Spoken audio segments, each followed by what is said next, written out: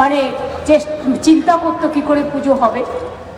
এখন অনেকটাই ওরা খুব ভালোভাবে করেছে। মুক্তদলও আস্তে আস্তে যে হাইটে ওরা ছিল সেই হাইট থেকে পুরো লাইট ওয়েটে চলে এসেছিল, কিন্তু এখন কিন্তু এবারে আমি দেখলাম নতুন করে আপগ্রেডমেন্ট হচ্ছে, অর্থাৎ ভালো হচ্ছে, এবং দেবীর মূর্তি আমার খুব ভালো লেগেছে।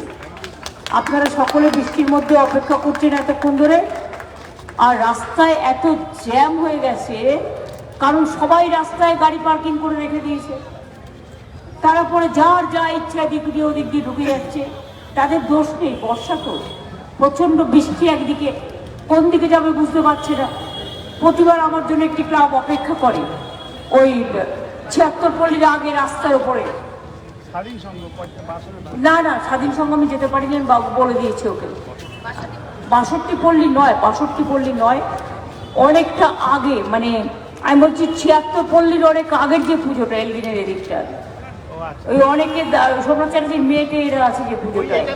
হ্যাঁ না, মুখার্জি ঘাট নয় রে বাবা, আমি চিনি, কিন্তু সেখানে আমি যেতেই পারলাম না গাড়ি নিয়ে, এমন অবস্থা, গাড়ি ঢুকলোই না। সুতরাং তাদের কাছে গিয়ে পারলে আমারও একটু ক্ষমা চেয়ে নিয়ে আসা। যদিও ওয়ার্ডটা ৭১ নম্বর ওয়ার্ড, আর ৬২ পল্লী অনেক উঁচু করেছে।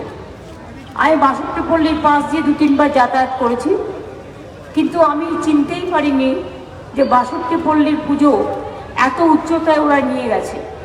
ভালো, ওদের উত্তরণ হয়েছে, কিন্তু কার্তিকরা গিয়ে ৬২ পল্লীর পুজোটা দেখে আসুক।